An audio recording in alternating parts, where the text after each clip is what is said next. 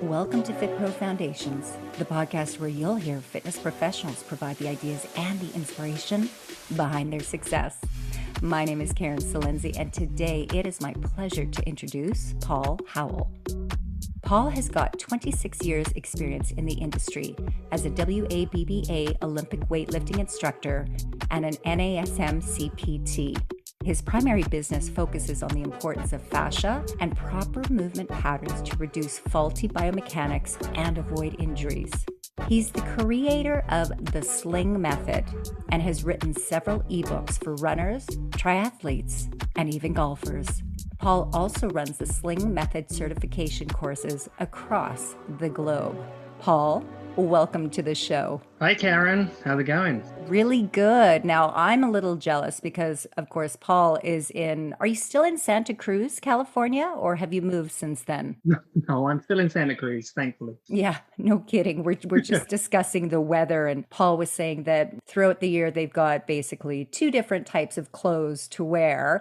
One for morning wear and one for evening wear. And coming from Canada, I cannot relate to that at all, except right now in the middle of autumn. So let's jump into this. Paul, I would love for you to take a moment to talk about specifically your professional background and how you got into this. I would love to. Yeah, it started when I was still at school, actually. I was in the UK. We take a 2-year in between doing our general education and going to university if we want to go that route, where we study A-levels, advanced levels. So I guess you could call that an associate's degree kind of level here in the US for where I am. So when I was studying my A-levels, I decided that I was bored through my summer holiday and I wanted to take a fitness certification. So I looked into some of the fitness certifications that I could do, and the WABBA was something that kind of struck a chord with me. Coming from a gymnastic background, I was already pretty strong and pretty powerful, and the bodybuilding, weightlifting, powerlifting coach kind of attracted me. So I really loved that course, and it really catapulted me into the fitness industry. After that, I took a big break from that career, and I was actually a trader. I was a stockbroker in the City of London, working for different banks, JP Morgan and a couple of other big banks. And through banks merging and redundancies, layoffs, I was there for a number of years. And then I decided that actually I didn't want to do that anymore. And I came out of the city, had some money in my pocket, and decided that didn't want to be in the city anymore. And I decided that I was going to do the Premier Global Personal Trainer certification and the Sports Massage certification that they have as well. So I did that as a diploma and started on my journey training clients, and then got a job in a gym where I was a personal trainer and a fitness instructor. Then I did my spinning certification, which I still do to this day and still love it. And I'm sure you can relate to that as well. Absolutely. And then I left that job and went to work for David Lloyd UK, who's a massive club, a health and fitness club chain in the UK. And I took the National Academy of Sports Medicine, the CPT expert course, which encompasses a huge amount of work and, lots of different strings to that bow, which is fantastic. The speed and agility and quickness course was in there as well. And then I studied nutrition, sports nutrition with the Weight Management Center. And when I was younger, I didn't get the opportunity to go to university and go down that route. Part of that was because I got offered such a good job in the city. And part of it was because financially we couldn't afford it. So when I came out of the city and I realized that I really wanted to go down the fitness and training route and being a personal trainer, I just threw myself into every course I possibly could. Every course I could find, every course that the David Lloyd Club would support. I just threw myself in there and took as many courses as I could, because I just wanted to learn. I remember my mum saying to me one time, "Would you stop asking why? Stop asking questions one day." I'm that compulsive questioner. For me, asking questions was just like, that was it. That was what I did all day. So I just took workshops and courses. I went to fitness conventions. I did CPDs. I did my Russian kettlebell certification. I did my Czech certification, BOSU, Pilates courses. Then I started to get more into the sports side of things with triathlon coaching. So I did my British Triathlon Federation coaching certification, my open water swimming certification. And of course, England being the land of however many lakes there are was a great thing for me to do because I love swimming in lakes. I'm not such a big sea swimmer, ocean swimmer, but I love swimming in lakes. So, it enabled me to really sort of do something different with triathletes, taking them into open water. So, but then I started getting perpetually injured. And so I then started looking into working alongside some physiotherapists and some osteopaths to learn more. And that was kind of what led me to where I am now. Realizing that knowing all of these exercises, knowing all of these pieces of equipment and knowing how to do a shoulder press or a bench press or a chest press or a lat pull, that wasn't going to get me out of injury. So I working, not actually working closely with physios, but just kind of spending some time with some of them. And I questioned them because that's what I do. I just carried on questioning. I asked questions and it was, we'd sit there, my osteopath friend of mine, we'd sit there on a Friday night and just chat about stuff.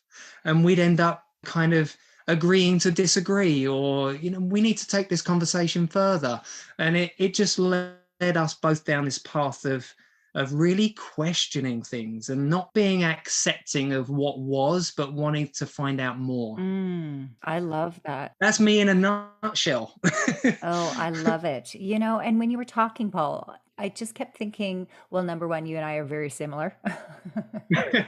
But that Yeah. growth mindset, that desire to learn and apply and then go deeper, because there's so much education out there that we can take. But if we never apply that information, and if we never see how that information can then, have a domino effect into other areas of sport or movement or health and wellness, I just think that's a really lost opportunity. And Yeah. there are some people that may say, without having a kinesiology degree, Mm-hmm. what makes you the expert? And I think it's very important right now to distinguish between that formalized education, which you do have formalized education, but also then the application of that information. And its experience can be one of the best teachers if you're able to back that up with formalized education, whether it's a university degree, a master's degree, continued fitness certifications. I'm all for that. So I applaud you. I think that's absolutely the way to go. Did you ever find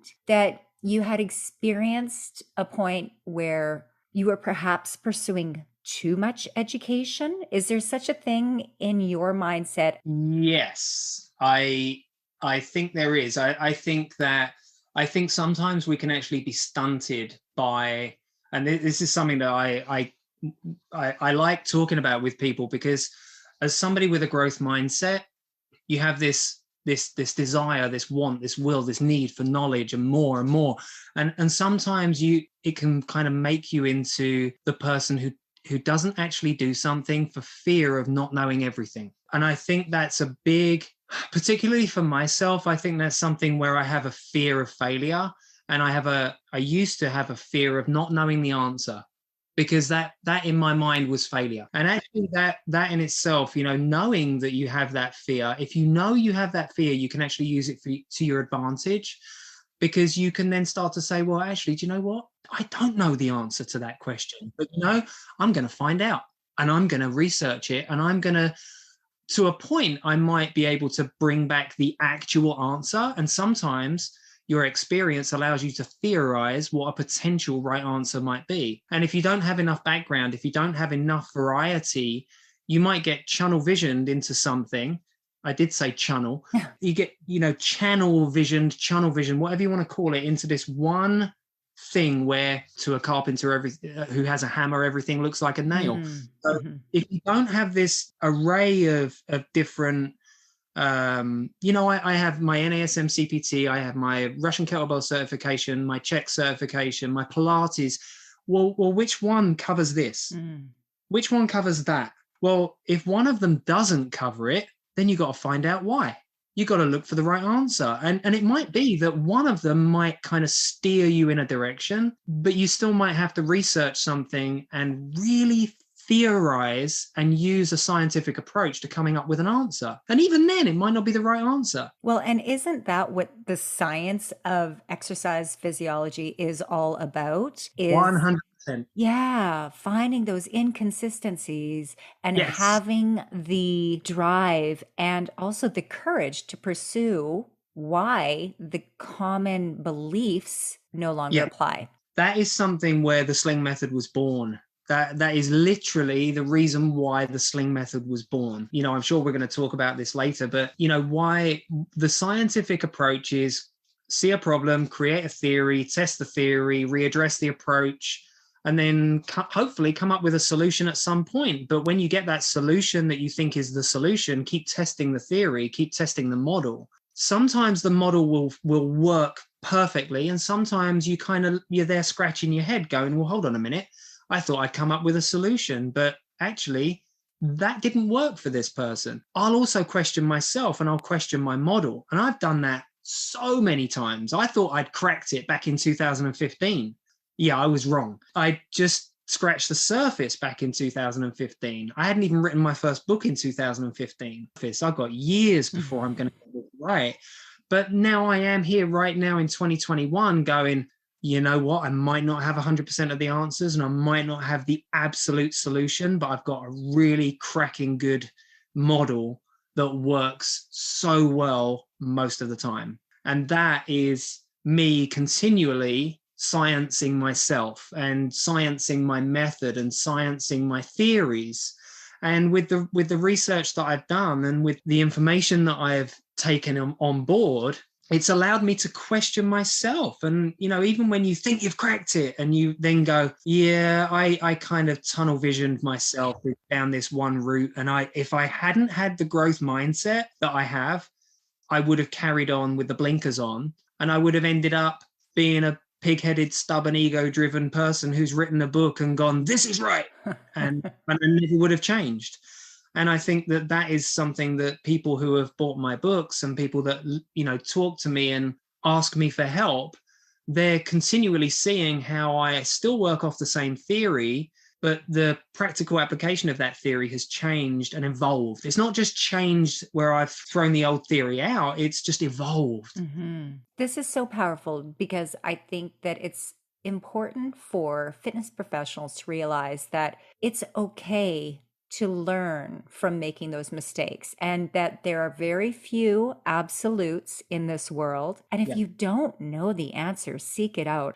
Right. So let's talk more about the Sling Method. Cool. So the whole premise behind the Sling Method is fascia and the role that it plays in human biomechanics. And I realize I'm dumbing this down a little bit because I think the thing with fascia that a lot of people still don't understand is how relevant it is to everything that we do. Now, Michel Dalcour, who I have the utmost respect for, he speaks on fascia quite a bit and tensegrity, and I could get lost in his work forever and a day. But I believe it was Tom Myers who initially brought up the importance of fascia. Is that correct? And this would have been, 20 years ago, but still not widely accepted in the health and fitness industry. Yeah, I don't want to proclaim to be an expert in fascia. I certainly don't want to do that. And we don't have, 4 days to talk about it. So we'll keep it on a kind of a superficial level for this. But I think it was Ida Rolf, if you go back even way further than Thomas Myers. Right, of course. Ida Rolf was probably the first person to really talk about fascia and its role in the body. And, up until recently, surgeons were cutting into people and, looking at this tissue and going, well, what the hell's this? This is rubbish. Let's throw it away. Up until recently, like you say, 20 years ago or so, it literally was just packing material inside the body. That's how it was thought of. Now we know, oh my goodness, how far do we go? It's not just packing material. No, it's the stuff that holds you together. It's the stuff that communicates with the rest of the body. It's the stuff that tells your brain where you are in space. It's the stuff that connects the bones to the bones, the bones to the muscles, the nerves. It's absolutely innovated with, I don't know how many billions, but billions of nerves. And up until recently, we didn't even realize that fascia can actually contract. It can actually produce force. It's got muscular-like properties. That was huge for me to even think that, oh, so for the last 20 years, I've been thinking that my muscles are the only thing that's doing the work, when actually it's the fascia and the muscle and the bones and this whole biotensegrity situation, a biological tensegrity, is what's holding me together, communicating the load, communicating the response to the load, to my brain, to my nervous system. It's telling me everything that's going on. And this stuff was previously thought as just packing material that we can just throw away in the trash can. How crazy is that? For how many, 100, 200 years, this stuff that is literally one of the most important things inside of our body has just been thrown away like it's waste, like it's just a byproduct. And yet now, in the last 20 years, everything's been turned on its head. Mm-hmm. And we're looking at fascia for the answers. We've actually got conditions, fibromyalgia and chronic pain syndrome, that are directly related to fascia. Amazing. And that is, literally amazing. I've attended some fascial dissections, some fascia workshops, and every time I come away, I just have my mind blown again and again and again. And I keep making connections, forgive the pun, I make connections with things that I've been saying and things that I've been theorizing over the last 16 years. I've been theorizing things but had no proof. And now the science is catching up and showing us that these questions that I had that nobody could answer, which is why I kept wanting to learn more and more, I'm now having those questions answered by fascia. If we have our eyes shut to what this stuff is, then we're missing, you're missing everything. Missing everything. Everything. Yeah, exactly. I one of the first books that I picked up and started reading, it was actually an excerpt from a book by a guy called Serge Grakovetsky, who's a PhD physicist. And I'm pretty sure he's Canadian, actually, French Canadian. And he was the creator, founder, whatever you want to call it, of something called the spinal engine. He mathematically calculated lots of things. Look into his work, you'll love it. Anybody who's listening to this, if this has piqued your interest, look into his work. He's amazing. To think of every movement initiating from your spine is incredible to me, because I think of, like a lot of people did in the past, running, it's all about the legs. Nope, it initiates from the spine. So if we ignore the role of the spine in movement, then we suddenly find the reason why we get all these runners and all of these athletes with overuse injuries in their legs, because they're ignoring the work of the spinal engine. What Serge Grakovetsky did was he looked at a congenital bilateral amputee, and he realized that, wow, this guy's got no legs and he can still walk. How's he walking? Well, he's walking on his ischiums. He's literally walking along on his ischium bones. How on earth is that possible, that this guy can walk and locomote himself with no legs? Well, because he's using his spine. And that's the way that the movement initiates. Through researching gait biomechanics, through connecting all those dots with the kinesiology that I learned about from the NASM, and then through connecting all those dots with everything that I'd learned over the years, I started putting all the pieces together for myself. And that was how I developed the Sling Method. It was, it wasn't just this idea. It was forever putting pieces together and connecting the pieces to come up with this. In my mind today, it still blows my mind that I connected all those pieces, but I had to have my blinkers off and my eyes open and my growth mindset in order to go, oh my goodness, wow, that is incredible. Yes, that must be a part of my puzzle. I think I'll take that piece and I'll put it in there. I'll throw it in the mix. I'll shake it around and I'll see what I come out with. And that was a part of the way forward. Thomas Myers with the anatomy trains, incredible guy. Robert Schleip, Stephen Levin, all of these people were working off a theory. They spent years of their lives working off a theory. To put that into a working model is just, I can't believe that I've done what I've done, if I'm honest. I really can't.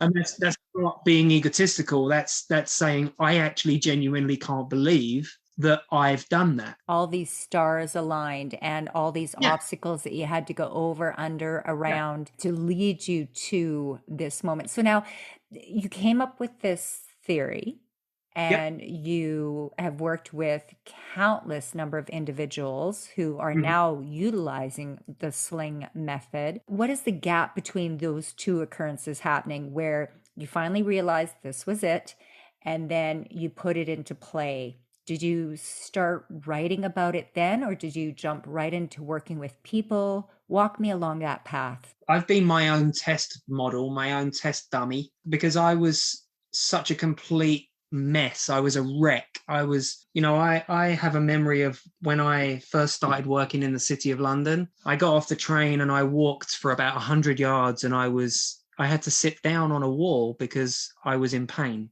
I started questioning at that point. God, I'm so strong. I'm a gymnast. I'm so flexible. I'm a gymnast. I've got such incredible core strength. I could hold a plank for 20 minutes. I'm strong, I'm flexible, and I've got great core strength. Well, if I go in to see a physio, they're going to tell me, if I'm injured and in pain, they're going to tell me to get stronger, work on my flexibility, and work on my core strength. I'm already in a situation where, I'm strong, I have flexibility, and I have good core strength. Why not use myself as the working model, as the dummy? I'm in pain, figure it out. Right? I got a good platform for working on myself because I already have some knowledge. So I started working on myself. And I have that background as a sports massage therapist, as a NASM CPT expert, blah, blah, blah, blah.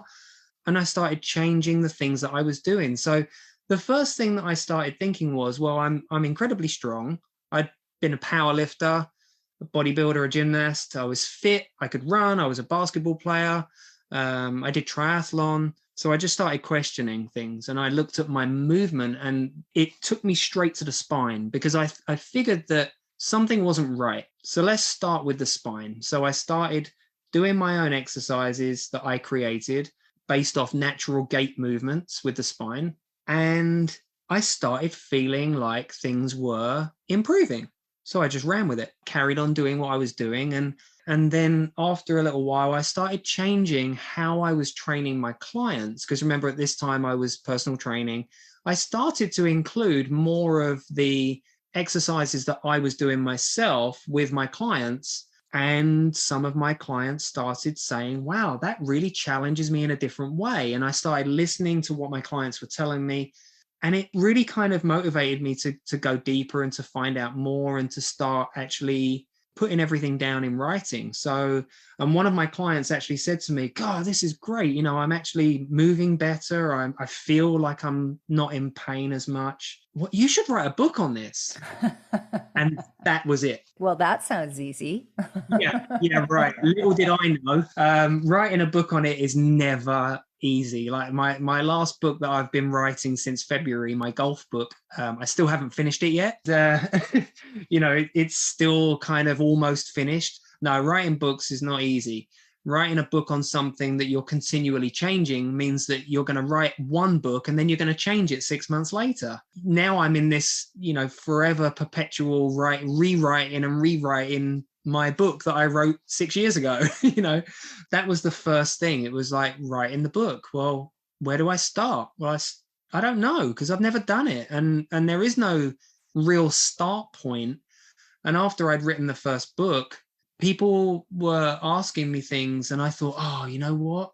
I think I'm at the wrong start point. I started too far ahead of myself. Oh no. Yeah. It was actually quite heartbreaking at first because I thought, oh man, this has been a complete waste of time. But actually, little did I know that was probably the best thing that could have happened, because I actually started off with the basic 8. Whereas anybody who's got one of my books knows that it doesn't start with the basic 8. It starts with the runner's rehab, which is all about MFR, self-myofascial release, retensioning the posture, figuring out which parts of the body are overworking, which are underworking, which parts. Okay. Can we pause there for a moment? Because I want you to do a miniature deep dive into tight muscles Okay. and taut muscles. Please take a moment, because I find that this is a concept that so many fitness professionals don't understand. And it's like you said with your physical therapist, they just kept saying, well, no, get stronger, get stronger. And you're like,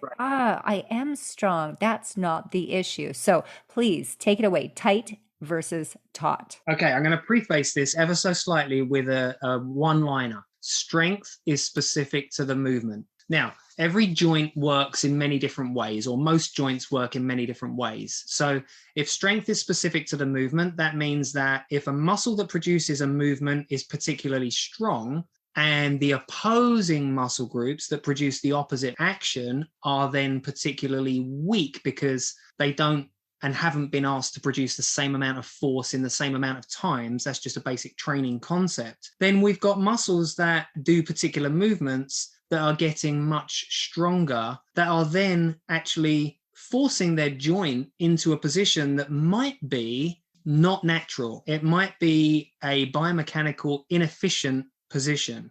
So let's think about the hip. If we do loads and loads and loads of squats, we're going to externally rotate those hips. Think of a wide stance, toes out squat. We're going to place those hips into an external rotation, an abductive position, and we're going to then train the external rotators and abductors to do their job really, really, really well, which is, if we don't train the opposing action, then the opposing muscles become weaker relative to the stronger muscle. So then we have a situation where at the joint, we've got something that's tight and strong and something that's taut and weak. Now, the definition of something that is taut is already stretched.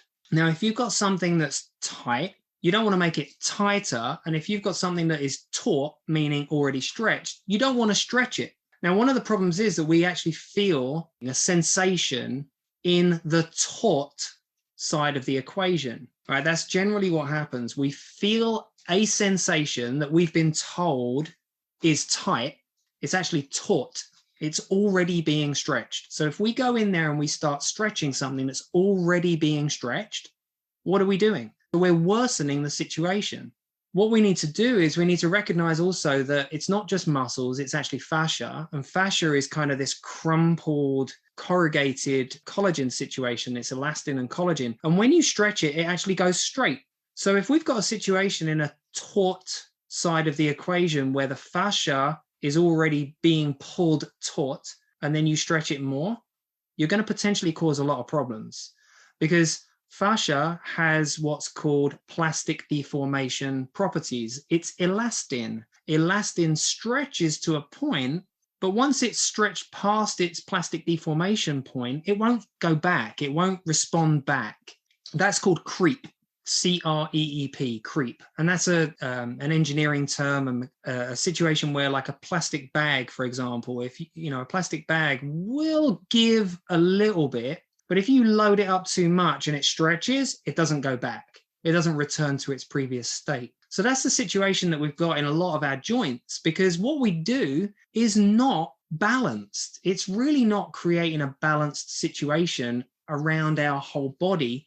And because in the body, everything is connected to everything and influences everything, we will redistribute load in different places disproportionately. And although there's not a direct correlation with posture causing pain, what poor posture does, or poor equilibrium, poor balance between body parts, when we try and move and we try and expect a range of motion from each joint, if we don't have the ability to have postural balance there, we're going to get pain. We're going to get overload. We're going to get dysfunction. We're going to get itises. We're going to end up with a really bad situation.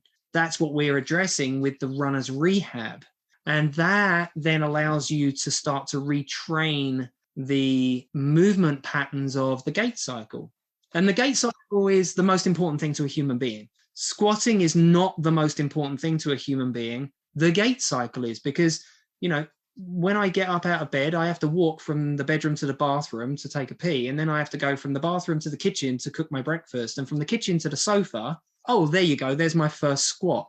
So I might have gone through my gait cycle 300 times, 400 times before I sit in a chair. And even then, it's not really a gym fitness-based squat. I'm actually falling into a chair. So I'm not squatting, and I'm certainly not squatting with 300 pounds on my back. To a human being who needs to locomote, I need to get to the shops. I need to get to my job. I need to get to my car. I need to get to the kitchen. Locomotion is the most important movement. So focus on that as your priority for movement, because that's what a human body is designed to do. Okay, so quick question. One of the other things that I think it's really important for people to know about that tight versus taut, especially if we're talking about reciprocal inhibition or reciprocal innervation, what happens is when you've got those muscles that are tight, any movement that you try to do, those muscles and fascia will always respond first. So it's so important to ensure that you get the balance right. Yes. And, for people who don't know what reciprocal inhibition is, in movement, when one muscle groups combined contract, the opposing muscle groups have to let go to a degree in order to allow the movement to occur. That's the reciprocal inhibition. One muscle group or muscle groups together that work together to produce a movement, they reciprocally inhibit the opposing muscle groups that oppose that movement. And then it's this kind of like a seesaw.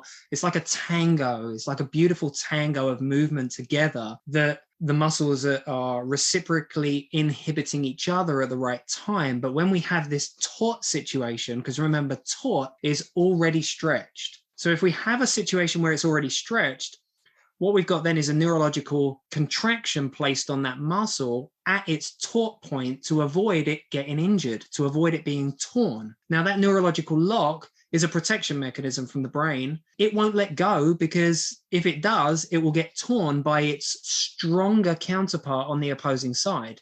That's the problem. We need to readdress that. And that's what we do with MFR and the retensioning exercises in the runner's rehab. We address this tight, taut, reciprocal inhibition, communication situation between everything, and we address it. And I've created a whole load of exercises that do that by not dealing with muscles in isolation, because that never happens. When you go and do a bicep curl in the gym, you're not just training your biceps. When you go and do a tricep press, you're not just training your triceps. You're training so many things in order for you to just be in a position where you can do a bicep curl. A bicep curl is technically arm flexion, elbow flexion. It's not a bicep curl. That's just a name we've placed upon it. We need these joints to be in harmony with each other in order to have good movement, in order to stay away from injury, in order to locomote ourselves through our gait cycle. Allowing ourselves to move is the fundamental part of that process. You can't just get strong, because what is strength? What am I strengthening myself for? Strength is specific to the movement. So how do I get stronger in the gait cycle? Well, I have to do my gait cycle movement with resistance. That's where it all came from. I put the kinesiology with the strength and conditioning, with the gait biomechanics, with the reciprocal inhibition, with the nervous system. I put the whole lot together. And what came out of the mixer was the Sling Method. I love it. So now you have a thriving community of individuals who have adopted the Sling Method, and it's growing every single day. So you are an entrepreneur. You've written several ebooks. You've studied, researched, practical application. You're like a 19th century scientist using your own body for your experiments, and worked out well in your case. Didn't always work out so great for the scientists back in the 19th century. Yeah. For a fitness professional that is looking at becoming an entrepreneur themselves, or that is now interested in becoming their own expert in delivering this information via ebooks, what were some of the big roadblocks that you have experienced yourself? And then what did you do to tackle it? Wow. That's a huge question. Right, let's start. My biggest roadblock is me. I'll tell you why. And I had this kind of imposter syndrome. I'd come into the fitness industry a little bit later, 24.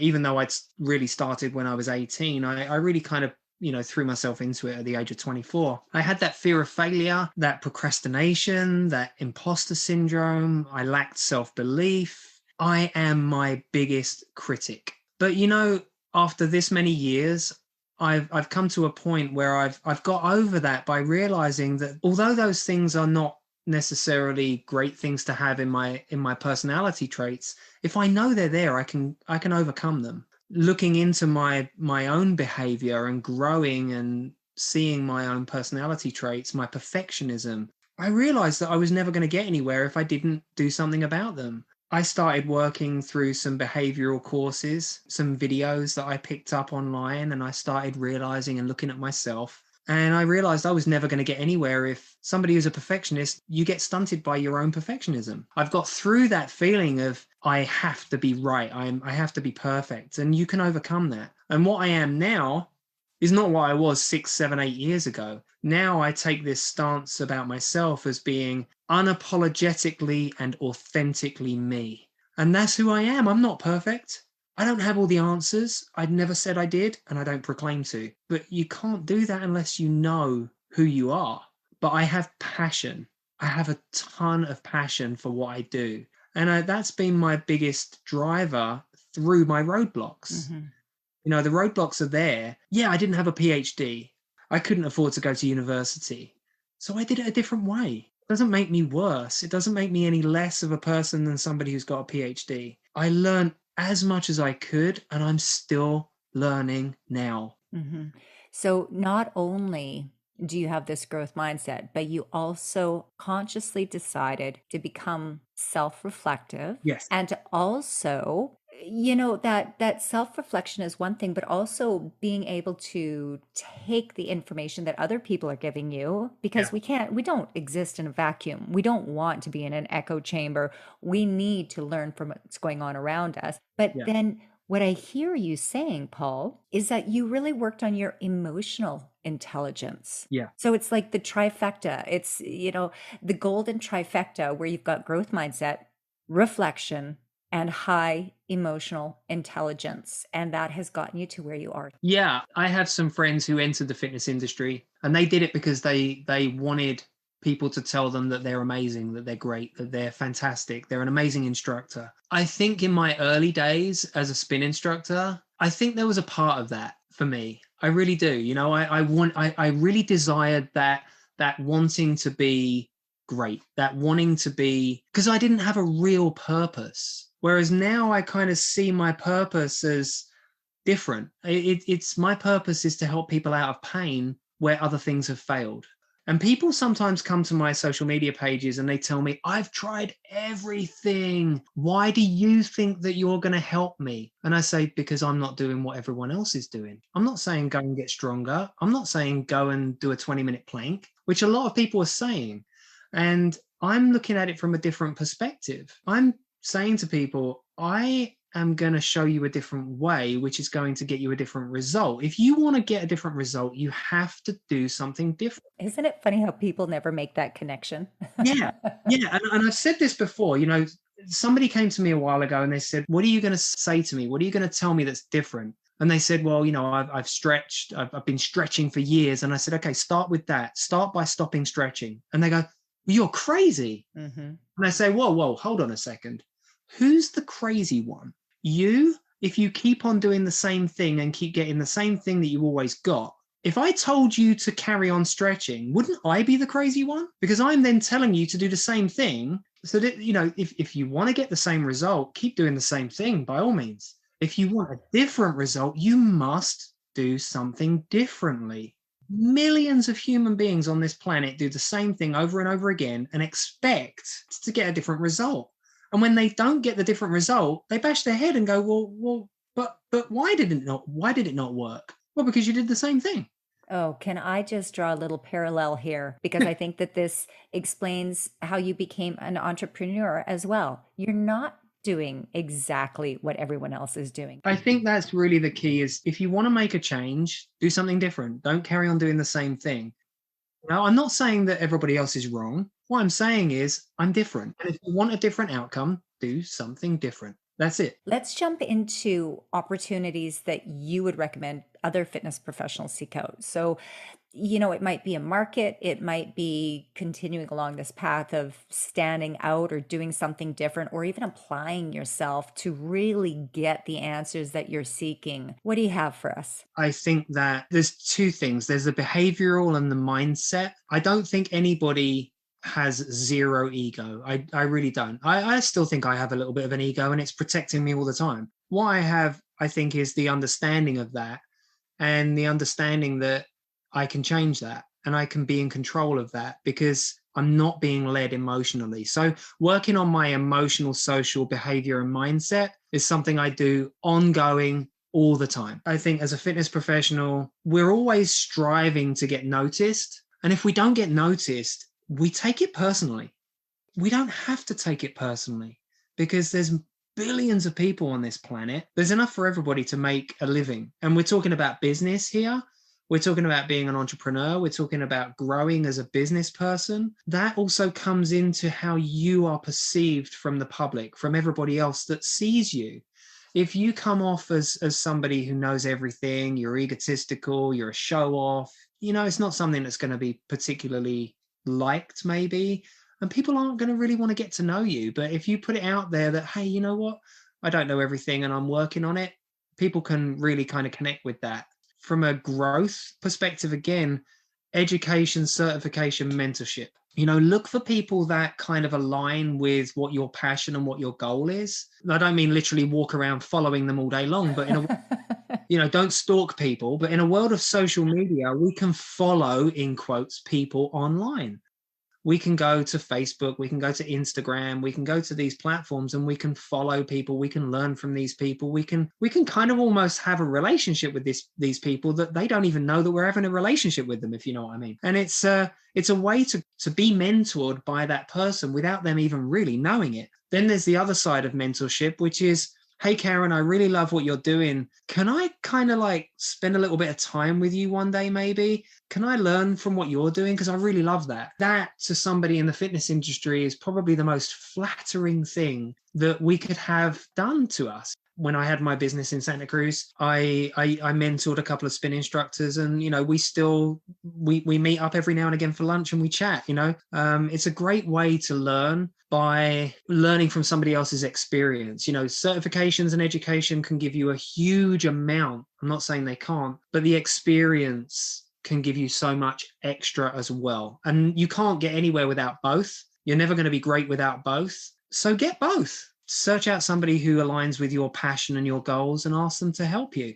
Reach out to them. Ask for help. That's a really huge thing, I think. I agree 100%. And I think that most individuals within the fitness industry, they're willing to help others because at the end of the day, if you're in the business of helping people to become comfortable with change, then you'll want to raise the standards and raise the bar on what we call the fitness industry. And that's exactly how you and I met a few years back, was on social media. We all of a sudden we're connecting and I thought, oh, I really like what this guy has to say. I want to learn more. So 100% agree with, you don't necessarily need to know your mentor. You could be learning from someone that doesn't even know of your existence.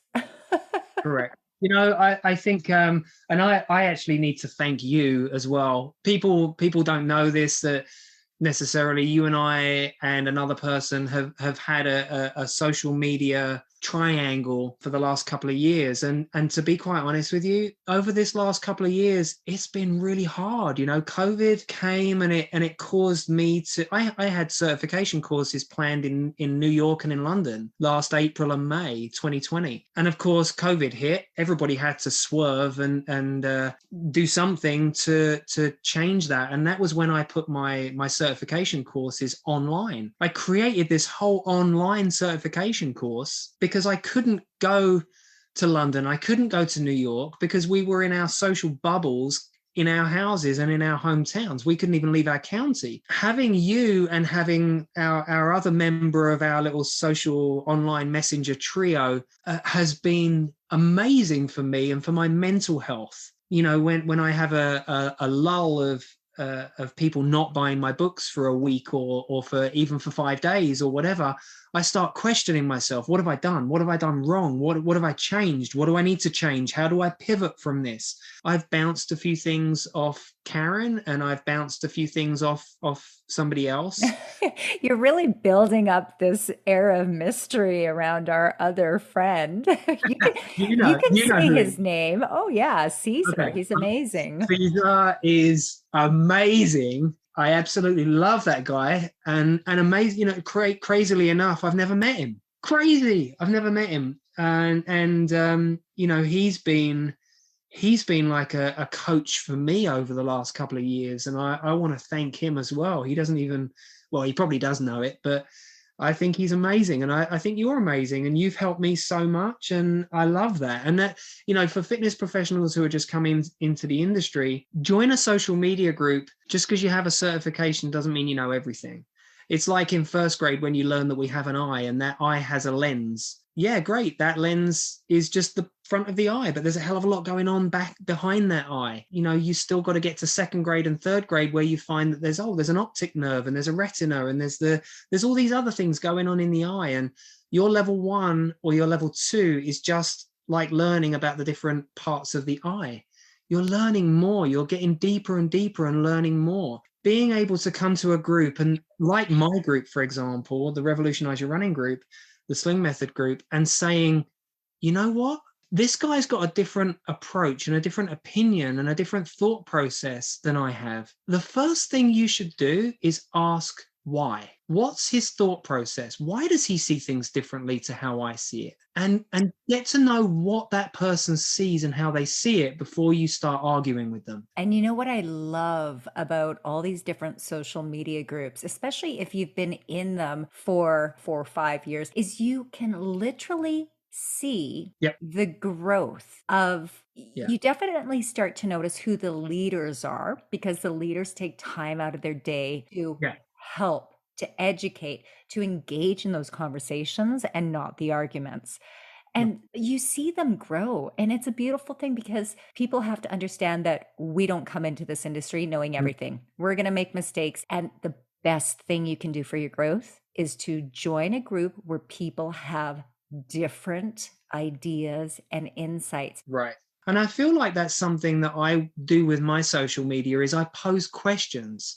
I ask a question and I put it out there, and then I share my opinion and my thoughts on it. And it's really interesting when somebody who might have the same number of years experience in the fitness industry or as a running coach that I have, all of a sudden they're like, oh my goodness, I've been thinking that for the last 20 years. And now that you've said it, it shows me that I was right to think that. And then it sends them off down their path. And once you kind of get somebody to not disband their original thought process, but just to open their mind up a little bit, that's it. They've got that growth mindset and they're not shut off to your ideas. It's all about sharing those ideas and sharing what led you to them and your perception. I did this post the other day, and it was literally about perception. And it was of the Leaning Tower of Pisa. And I said, if you ask 100 people, how would you prop up the Leaning Tower of Pisa? 50 of them would probably say, put something in front of it to stop it falling. 50 of them would probably say, well, I'd put some tension struts behind it to pull it up again, to hold it up. And I said, well, if it's a tensegrity structure, I'd have it tensioned from within. And that was completely different to how 50% and the other 50% would. Brilliant. It's just a different thought. I think I got like 4 messages from people that day going, wow, you really opened my mind to a different thinking on that. That's it. That's my goal, to get people to open up their mind. Yes. Oh my gosh. Paul, this has been an absolute pleasure having you on today. I know that whoever has listened to this today is going to walk away not only with a desire to learn more about fascia and the Sling Method, but they're also going to walk away not questioning who they are, but having the confidence to be who they are. And that is all because of you. Thank you. Thank you so much. So that wraps up our discussion today. If you want to get in touch with Paul and if he has any certifications coming up within the Sling method, will you have that on your website? Yes, it's all on there. The level 1 and the level 2 are on there. At some point in the next year or so, I'm going to start the level 3. The level 1 is the runner's rehab and the basic 8, just basically being great at instructing it and doing it yourself. The level 2 is the intermediate 10, the rotational torque training and the centrifugal force training. That's the level 2. Again, just being great at instructing it and being great at showing it yourself. And then the level 3 is going to be the gait biomechanics, the Sling Method gait biomechanics, and that's a little bit more in depth. That's going to be a longer course and it's going to take a lot of work to write, but it's going to be amazing. And the Sling Method courses are all there to help you become better. Excellent. And yes, your passion shows through and you do truly want to help. So I want to take this time to again thank you so much. And I look forward to the time that we do meet in person. I do. Maybe we'll have to bring Caesar. I think that would be the obvious thing to do. Absolutely. Thanks for having me, Karen. Appreciate it.